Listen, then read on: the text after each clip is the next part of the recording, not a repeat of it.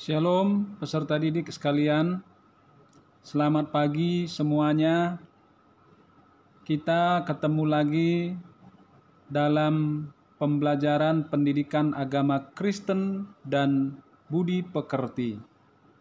Kali ini tema yang kita akan bahas adalah mengasihi dan menghasilkan perubahan. Nah, sebelum kita masuk kepada pembahasan materi, marilah kita bersatu di dalam doa. Mari kita berdoa. Tuhan Yesus yang baik, kami bersyukur dan berterima kasih kepadamu. Saat ini Tuhan, kami akan belajar, kiranya Tuhan yang memimpin dan menolong kami supaya kami diberikan hikmat. Dalam nama Yesus kami serahkan waktu ini. Haleluya. Amin. Baiklah, peserta didik sekalian, saya akan mengabsen terlebih dahulu. Semoga kalian semua sudah ada di tempat. Kita akan mempelajari topik mengasihi dan menghasilkan perubahan. Pasti kalian masih ingat judul pembelajaran minggu yang lalu dengan topik bertanggung jawab di tengah-tengah masyarakat.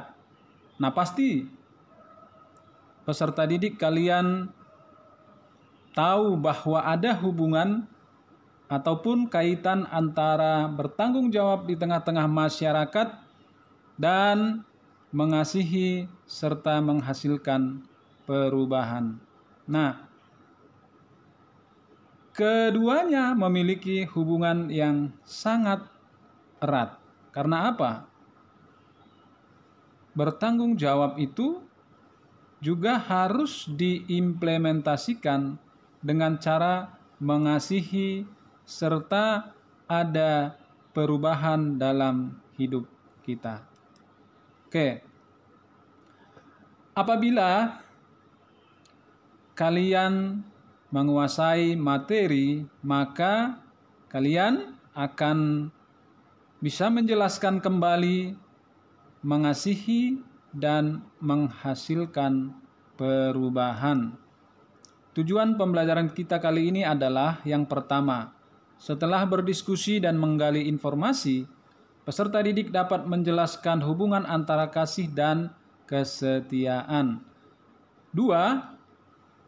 Setelah mendengarkan materi melalui ceramah dan menggali informasi, peserta didik dapat menjelaskan bagaimana orang lain telah berkorban bagi dirinya, khususnya untuk studinya.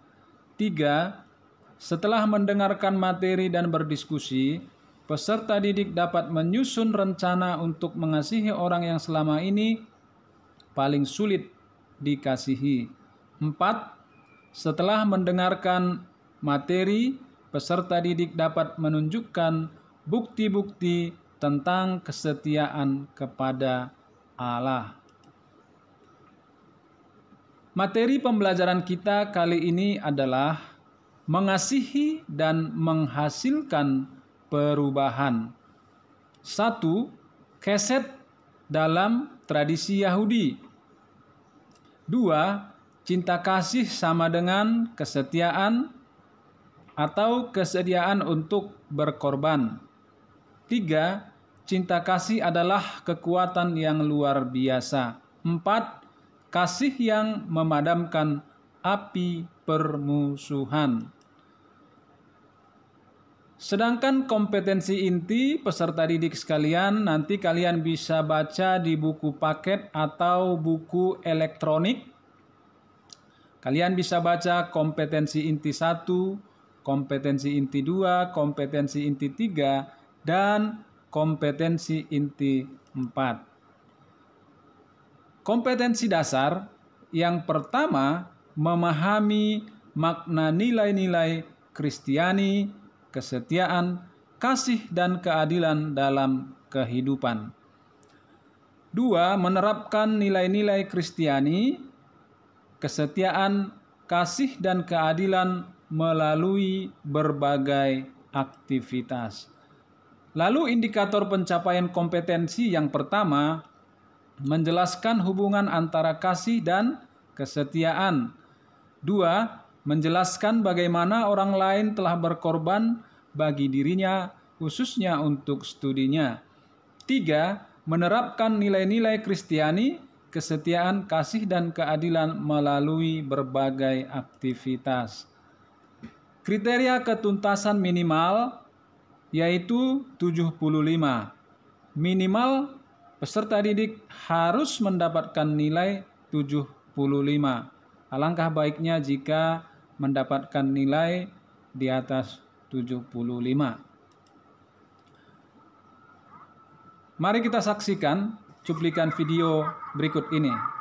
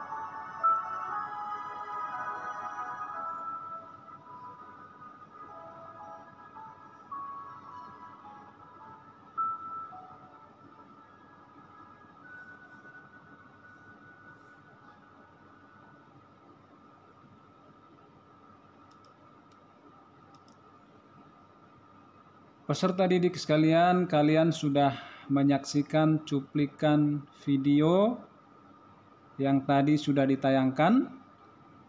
Berikanlah pendapatmu tentang cuplikan video tersebut. Baik, kita akan lanjutkan dengan judul mengasihi dan menghasilkan perubahan. Di dalam Alkitab ditemukan contoh tentang kasih yang tidak segan-segan untuk berkorban. Contoh tersebut diberikan oleh Yesus sendiri kepada kita, sebagaimana Yesus dengan kasih-Nya Dia datang dan Dia mau berkorban untuk kita orang-orang berdosa. Kasih adalah perasaan yang dimiliki oleh setiap manusia.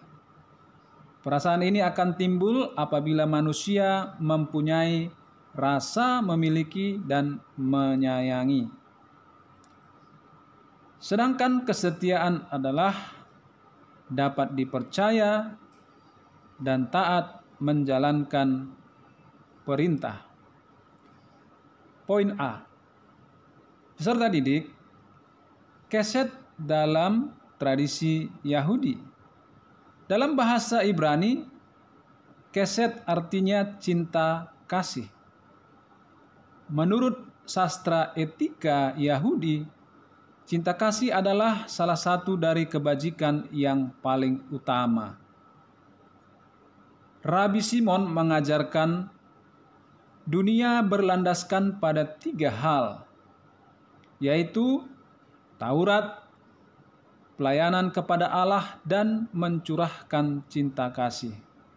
Sedangkan Rabi Simle mengatakan Taurat dimulai dengan hesed dan berakhir dengan chesed, yaitu cinta kasih. Artinya, kehidupan yang ideal haruslah bertujuan untuk menciptakan perilaku yang diwarnai oleh kesetiaan dan welas asih. Lalu bagaimana hubungan antara kasih dan kesetiaan? Kasih tanpa kesetiaan bukanlah kasih yang sebenarnya. Mengasihi berarti setia mendampingi dalam keadaan yang paling berat sekalipun. Kehidupan yang ideal haruslah bertujuan untuk menciptakan perilaku yang diwarnai oleh kesetiaan dan welas asih. B. Cinta kasih. Contoh kesetiaan dan kesediaan berkorban. Yang pertama, ada contoh diberikan oleh James Kim. Pengorbanan diri seorang suami dan ayah yang luar biasa bagi keluarganya. Ia mempertaruhkan nyawanya sendiri untuk menemukan pertolongan bagi istri dan kedua anaknya ketika mereka terjebak dalam musim salju di kegelapan. Kim berusaha dengan seluruh daya dan kemampuannya untuk mencari pertolongan. Bahkan ketika dia mencari pertolongan, dia pun mengalami jalan yang nyasar. Kim berjalan ke arah yang tidak ditemukan pertolongan, sehingga akhirnya James Kim pun meninggal oleh karena kedinginan. 2. Martin Luther King, seorang pendeta gereja baptis berkulit hitam, tokoh perjuangan hak-hak sipil masyarakat kulit hitam di Amerika Serikat. Ia berkata, "Kegelapan tidak dapat mengusir kegelapan, hanya terang yang dapat melakukannya. Kebencian tidak dapat mengusir kebencian, hanya cinta kasih yang dapat melakukannya." King berulang kali mendapatkan ancaman pembunuhan. Rumahnya beberapa kali dibom, namun tetap bersiteguh dalam perjuangannya tanpa menggunakan kekerasan.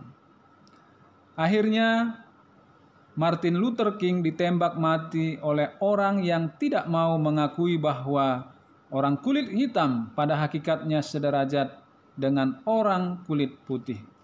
Dan pada 4 April 1968, sekitar pukul 18, King ditembak di balkon sebuah hotel di Memphis, Tennessee, Amerika Serikat. King telah merasakan kasih Yesus Kristus di dalam hidupnya. Oleh karena itu ia pun belajar untuk mengasihi orang-orang yang membenci dirinya. Dengan mata iman, King percaya bahwa negeri perjanjian, sebuah negara yang tidak membeda-bedakan warna kulit, warganya sudah terbentang di depan. Perjuangan King membuahkan hasil.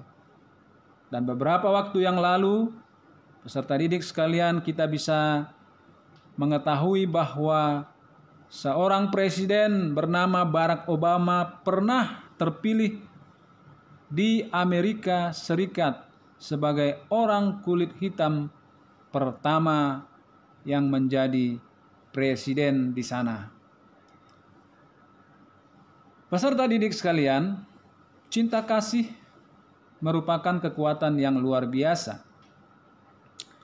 Yohanes 3 ayat 16 menyatakan demikian, "Karena begitu besar kasih Allah akan dunia ini, sehingga Ia telah mengaruniakan anaknya yang tunggal, supaya setiap orang yang percaya kepadanya tidak binasa, melainkan beroleh hidup yang kekal. Apa yang dapat kita simpulkan dari ayat di atas? Allah sangat mengasihi umat manusia. Untuk itulah Allah mengutus Yesus Kristus untuk menyatakan kasih-Nya. Seringkali orang berkata bahwa Yesus menjanjikan hidup kekal nanti di surga. Ada banyak orang yang memiliki pemahaman yang salah bahwa kalau kita masih di dunia ini maka kita bebas sebebas-bebasnya. Lalu nanti kalau kita sudah mau meninggal ataupun sudah tua baru kita bertobat. Nah, ini pemahaman yang salah. Ketika seseorang percaya kepada Yesus, hidup dalam firman-Nya, maka kerajaan Allah sesungguhnya sudah datang. Peserta didik sekalian, ketika Yesus ada di dunia, orang banyak bisa menikmati kehadiran-Nya. Yang lumpuh bisa berjalan, yang buta bisa melihat, yang mati dibangkitkan, yang tersingkir dihampiri dan dijadikan sahabat. Nah, orang-orang yang dijumpai oleh Yesus pada saat itu adalah orang-orang yang membutuhkan kasih, dan perjumpaan mereka dengan Yesus mengalami sukacita dan menyadari bahwa hidup mereka bermakna karena Yesus. Bagaimanakah dengan kita, dengan kalian peserta didik sekalian? Apakah ketika kalian ada bersama-sama dengan komunitas ataupun teman-temanmu merasakan dampak positif dari kehadiranmu? Kita lanjutkan poin D, cinta kasih yang memadamkan api permusuhan. Roma 12 ayat 9 sampai 21 menyatakan, tetapi jika seterumu lapar, berilah dia makan, jika ia haus, berilah ia minum, dengan berbuat demikian kamu menumpukkan bara api di atas kepalanya. Janganlah kamu kalah terhadap kejahatan, tetapi kalahkanlah kejahatan dengan kebaikan. Nah, peserta didik sekalian, kita bisa menemukan contoh sebuah organisasi di Kanada tahun 2006 bernama Peace It Together, mengundang 10 remaja Israel, 10 remaja Palestina, dan 9 remaja Kanada untuk ikut dalam sebuah dialog yang intensif. Mereka dibagi dalam kelompok kecil untuk membuat film-film pendek tentang konflik Israel-Palestina. Seorang remaja Palestina mengisahkan kesannya sebagai seorang Palestina. Saya tertolong dalam menentukan peranan saya, berbagi tentang film dan kisah-kisah kami. Saya terheran-heran ketika saya menemukan betapa kami mempercayai satu sama lain. Meskipun menghadapi berbagai tantangan, semua dukungan yang telah kami terima setelah kembali telah menolong visi perdamaian kami untuk semakin terbuka. Sementara itu seorang peserta dari Israel memberikan pandangannya, Peace It Together, titik awal saya sebagai seorang aktivis. Sejak saat itu saya terlibat dalam kegiatan-kegiatan yang terkait dengan konflik bangsaku. Pilihan saya untuk ikut serta adalah sebuah keputusan yang sangat penting. Peace It Together adalah langkah saya yang pertama, dan ini sebuah langkah yang sangat penting artinya.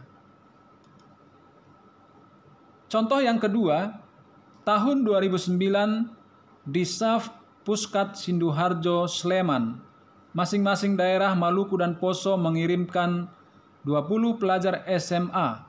Mereka mengadakan perkemahan dengan pola pembelajaran aktif partisipatif. Proses belajar bersama di antara sesama peserta dan kegiatan outbound lintas alam. Tema kegiatan ini adalah belajar bersama di kalangan remaja untuk membangun masa depan yang damai di Maluku dan Poso. Perkemahan ini dimaksudkan untuk mengatasi trauma yang disebabkan oleh konflik di kedua daerah itu, terutama di kalangan remaja yang mengalami dan menyaksikan apa yang terjadi, bahkan juga terlibat dalam konflik tersebut. Selain itu, peserta juga belajar tentang perkembangan dan perubahan konteks sosial budaya di masyarakat yang memberikan dampak buruk bagi gaya hidup para remaja. Nah, peserta didik sekalian, sekarang bacalah cerita Alkitab mengenai anak yang hilang. Lalu bahaslah dengan teman sebangkumu atau teman kelompokmu. 1. Apa yang terjadi dengan anak bungsu tersebut? 2. Apakah dia merasa senang dengan uang yang ia miliki? 3. Apakah ia selamanya merasa bahagia? 4. Apakah langkah selanjutnya yang ia ambil setelah seluruh uangnya habis? Nanti kalian bisa jawab dan tuliskan di buku tugas masing-masing, lalu kalian presentasikan. Oke, kita lanjutkan. Dalam Lukas pasal 15 ayat 21 sampai 24, kita menemukan cinta kasih seorang ayah yang luar biasa, yang mencerminkan kasih Allah kepada kita manusia yang berdosa. Dalam perumpamaan anak yang hilang, anak bungsu meminta agar diadakan pembagian warisan padahal sang ayah masih hidup. Perumpamaan anak yang hilang digambarkan cinta kasih seorang ayah terhadap anaknya dan diperlihatkan tanpa syarat. Ayah yang selalu menanti-nantikan kepulangan anaknya dari kejauhan, ia melihat bahwa anak bungsunya kembali. Tanpa bertanya mengapa penampilannya begitu kotor dan jorok, dan kemana harta yang diberikan, ayah langsung merangkul anaknya. Ia menyuruh pelayan-pelayan mengambil jubah yang mahal, menyembelih anak lembu yang tambun, dan mengadakan pesta besar untuk menyambut kepulangan anaknya. Peserta didik sekalian, seorang bernama Warren Buffett, dia pernah menerima nasihat yang berbunyi demikian: tidak ada kekuatan apapun juga di muka bumi ini yang sebanding dengan kekuatan cinta kasih yang tidak bersyarat. Setiap orang tua yang dapat menunjukkan kasih kepada anaknya sejak kecil, maka cinta kasih itu akan menghasilkan manusia yang lebih baik. Peserta didik sekalian, sebagai refleksi diri, diskusikanlah pengalamanmu mengenai cinta kasih. 2. Bagaimana cinta kasih orang tuamu yang kamu rasakan? 3. Apakah kamu menyadari bahwa orang tuamu banyak berkorban demi pendidikan, kehidupan, dan masa depanmu? 4. Apa tanggapanmu terhadap cinta kasih yang kamu dapatkan? Sebagai rangkuman, cinta kasih adalah kekuatan yang sangat dahsyat. Karena itu semua agama di dunia mengajarkan untuk saling mencintai dan mengasihi. Sayangnya banyak orang yang tidak memahami, dan karena itu seringkali lebih suka mengambil jalan pintas untuk menghasilkan perubahan, yaitu dengan kekerasan. Kita belajar bahwa cinta kasih, kesediaan untuk berkorban, pengampunan, bisa memadamkan api kebencian dan permusuhan. Sebagai remaja, kita perlu belajar bagaimana mengembangkan cinta kasih di dalam hidup sehari-hari dan menunjukkannya kepada orang-orang yang memusuhi dan membenci kita. Sebagai tugas peserta didik, 1. Jelaskanlah definisi kasih dan kesetiaan. 2. Jelaskan hubungan antara kasih dan kesetiaan. 3. Berikanlah tanggapanmu terhadap Yohanes 3 ayat 16. 4. Jelaskanlah bagaimana orang lain telah berkorban bagi dirimu, khususnya untuk studi. 5. Susunlah sebuah rencana untuk mengasihi orang yang selama ini paling sulit kamu kasihi. Peserta didik sekalian, sebelum kita akhiri pertemuan kita, apakah ada yang mau bertanya? Oke. Kalau tidak ada, jangan lupa minggu depan untuk mengumpulkan tugas, lalu pelajari materi minggu depan. Sekarang kita akan berdoa untuk mengakhiri pembelajaran kita hari ini. Kita baca sama-sama doa tersebut. Tuhan, jadikanlah aku pembawa damai bila terjadi kebencian. Jadikanlah aku pembawa cinta kasih bila terjadi penghinaan. Jadikanlah aku pembawa pengampunan bila terjadi perselisihan. Jadikanlah aku pembawa kerukunan bila terjadi kebimbangan. Jadikanlah aku pembawa kebenaran bila terjadi kesedihan. Jadikanlah aku sumber kegembiraan bila terjadi kegelapan. Jadikanlah aku pembawa terang. Tuhan, semoga aku ingin menghibur daripada dihibur, memahami daripada dipahami, mencintai daripada dicintai, sebab dengan memberi aku menerima, dengan mengampuni aku diampuni, dengan mati suci aku bangkit lagi untuk hidup selama-lamanya. Amin. Sampai di sini pembelajaran kita, peserta didik sekalian. Kita akan ketemu kembali minggu depan dengan topik yang berbeda. Tuhan Yesus memberkati kita. Shalom.